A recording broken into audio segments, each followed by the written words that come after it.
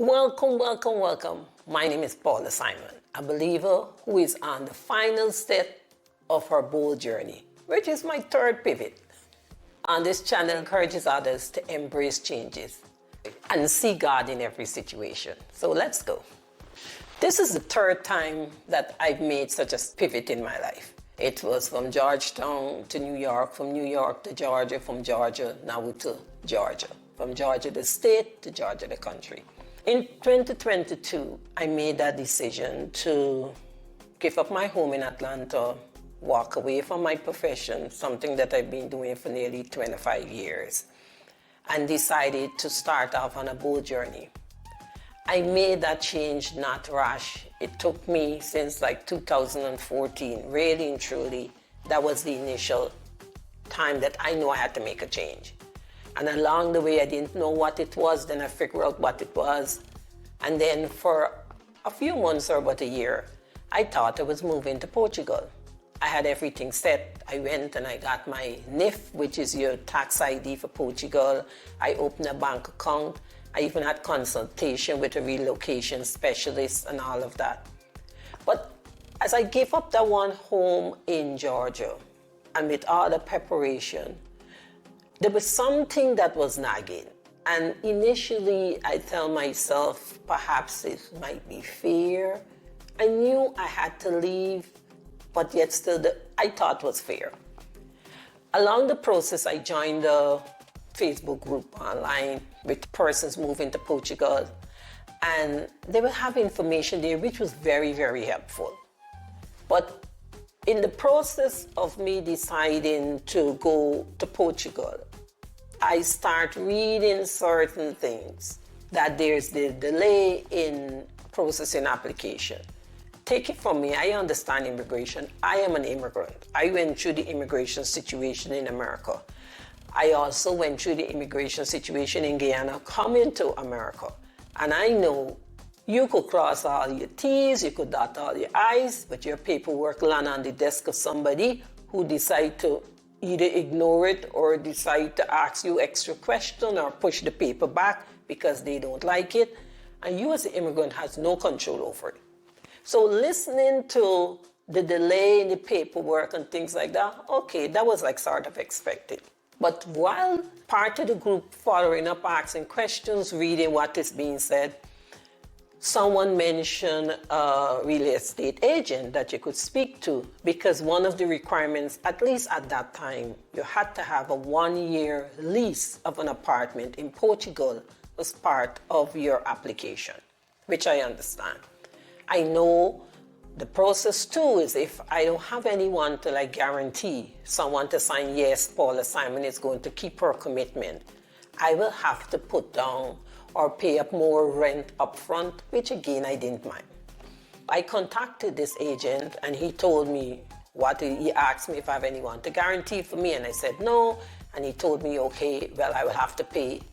I can't remember how many months, but I remember vividly as I calculated, it would have been like $10,000 up front, which would be really 1 month or a certain fee going to him as the agent, and the rest will be going to the landlord. Anyone who rent in New York or rent in America knows this be part of the process.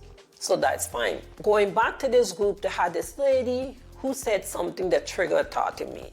She said she was on her 4th month of pain, and yet still she wasn't getting any response from the immigration in Portugal. And then she came back online and said, yes, she did get a response. But then it looked like they denied her husband for some reason and they're asking for something extra from her. And this thing made me start thinking. I contacted him again. I said, so let's say for argument's sake, I'm not approved. What's going to happen with the money that I sent? He said, well, I cannot get back the money. It is already paid. The apartment will be there. I could come and stay in it. If you understand the whole situation in Portugal or in parts of Europe, you could only spend 90 days. That means it will be only 90 days that will be spending after paying up like 8 months of rent. When he said, you're not going to get back your money, this made me start thinking. $10,000 is money. It ain't no small change. Secondly, if I'm not approved in Portugal, that means it's $10,000 out of me able to travel to any other country? Thirdly, am I really ready for going and sign up and like permanent in another country? I love Portugal. I visited Portugal 3 times. I love Porto.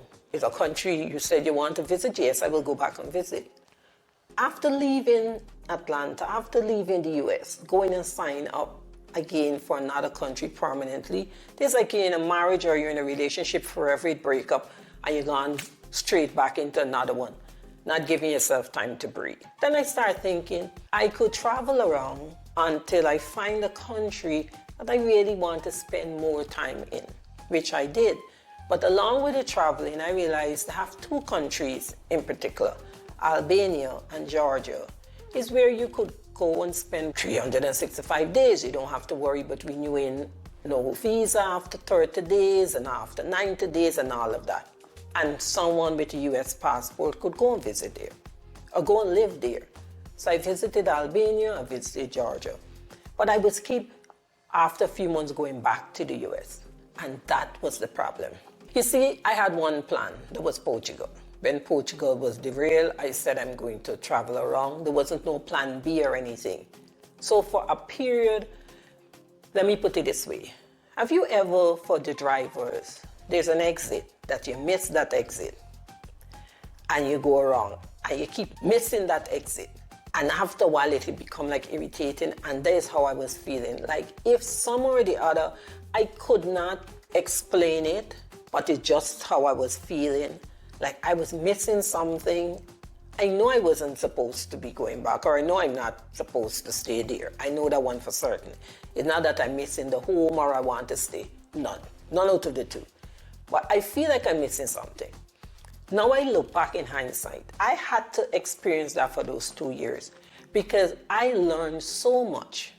I learn it now, but I know it will be much of an influence on my life later on. I feel God made me went through the process for me to learn.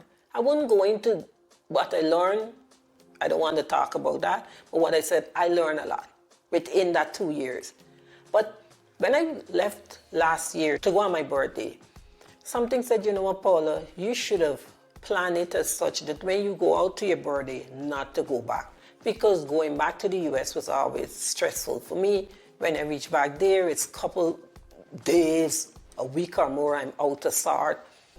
And then I'm walking around, why am I here? I know I had little things to get done, but then I feel if I had gotten all done that one time, I didn't need to go back. So this time I decided, I said, you know what, once and for all. Well, within the 2 years, I went and cleared out the storage. I keep downsizing, giving away stuff. A few things I get to sell, throwing out stuff. But I said, this is the time when I'm going to do it. So what I did, I cleared out everything that I had. I think I left a little bag with some books because I just couldn't throw those books out. They had too much information, which part my information, other people's information, which I didn't get to destroy. So I couldn't throw it out. So it's in a bag on the Robbie bed. But that is what I did. And I look at Albania, I look at Georgia. Albania, I had more experience in living in Albania in the sense that when I was there, I spent about 2.5 months or 3 months there. I spent my time in Airbnbs. And if you know, Airbnb is a home. I get to live in a home. I was around neighborhoods and see how things were done and things like that. When I visited Georgia in 2022, I stayed in hotels for the entire time. So the average life or the dealings in Georgia, I wasn't aware of. I was using a taxi or the bus, going to the hotel place, clean food was there. But Albania had more experience. The difference with Albania and Georgia is that Albania have a horrible Wi-Fi system, which I experienced. Even my mobile Wi-Fi don't work there. Secondly, Albania have a heavy water problem. I don't know if it's lime or what in the water, but the water's got these big settlements, so you definitely need at least water to drink and water to cook. And if you have a big enough house or you got enough space, water to even shower with. And thirdly, is Albania have these problems where You go in a taxi, you give a taxi address, they can't find it. And I mean to say, it's not like in rural areas or way out from the city. This is the major square, it's here, and 2 feet off of the major square, the taxi is circling, you can't find it. Google will send you somewhere different. I said, you know what? I'm going to give Georgia a try. So that's what I did. I came to Georgia. I spent a few weeks in a hotel until I was able to find somewhere to rent. And so it is. From 2022, this is the first time I could say I had a home. And it was a bit emotional. I didn't expect myself to. I choose this place because of how I feel. I know people go for a place if it's near to restaurants and parks. I don't know if I can go to the restaurant and the park, but I know for certain I will be spending time in the house. I have access to transportation. They said it's one of the new upcoming areas. I see a lot of immigrants around this area. They have more newly built homes here. When I was in the hotel, I was talking with the guy at the desk. He knew I was looking for somewhere. Since I came in, this is something I don't usually do, but I said, you know what, you have to think different. So I told him, he was helping me with my bags and things like that. He said he's looking for a place. When I was checking out, he asked me if I found a place, and I said yes. And I told him where it is. I'm going to put the name at the bottom because I ain't learned how to pronounce it yet.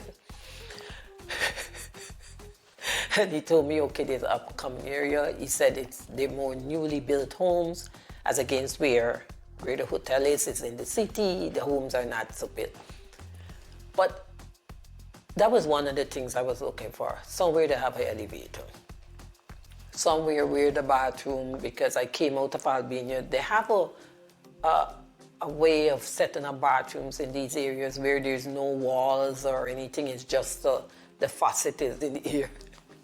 And the water coming down, the floor have drainage. And most times you see they have a mop or they have these things to clean the floor so it's wet and you... Okay, I clean my bathroom before I take a shower. When I finish taking a shower, I don't want to clean my bathroom. So that was one of the things that I started looking at. I went and looked at 2 other places.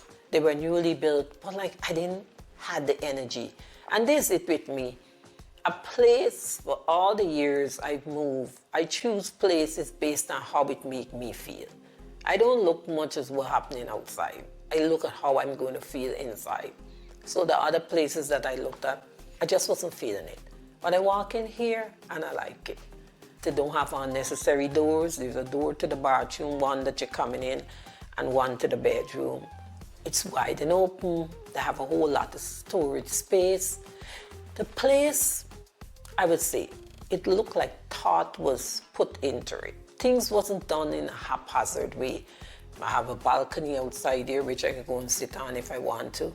I have a decent sized bedrooms. I have closets.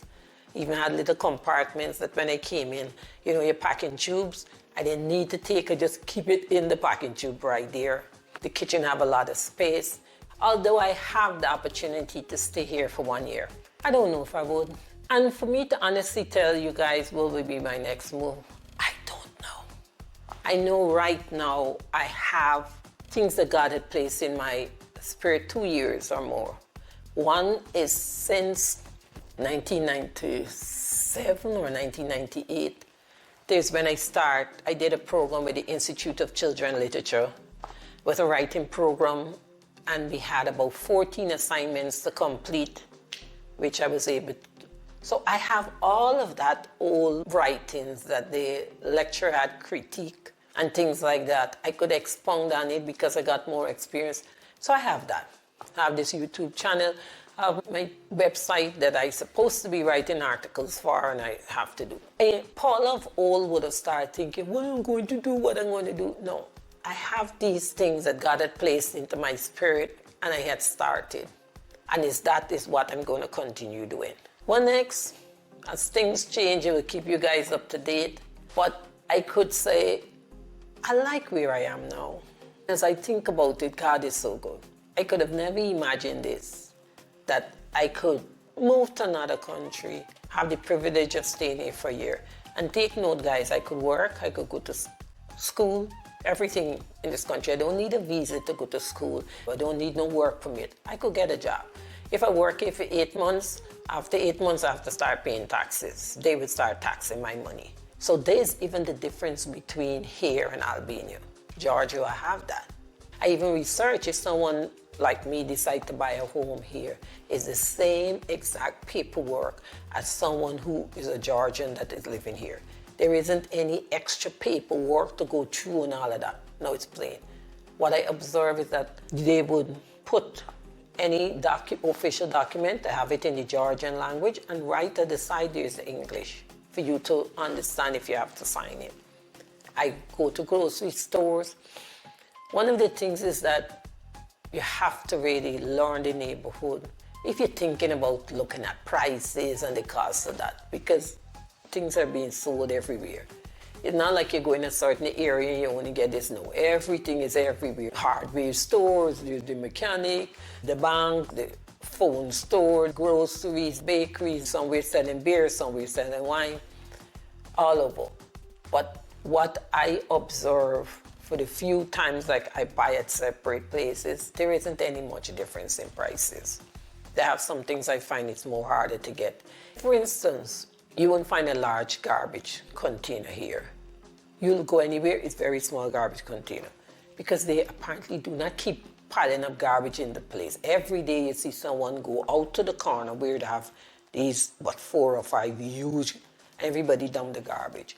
It is a whole difference in culture, which I'm learning and I'm enjoying. And next time I'll tell you guys a bit more about the country as I learn more on what I learned. But this is where I am. God is so good. If you are new to this channel, welcome, welcome, welcome. A returning subscriber or visitor, welcome also. If you like this video or any of the other videos on this channel, and it is of any help to you, please share. And you know what? Why not join? Be a subscriber, be part of the team. Turn on the notification button so YouTube will let you know when a new video is uploaded. And I could say, the Holy Spirit had put 2 videos in my spirit. One is very hard to do, but I'm going to do it anyhow. So that will be my next video. Talk to you guys the next time. Bye.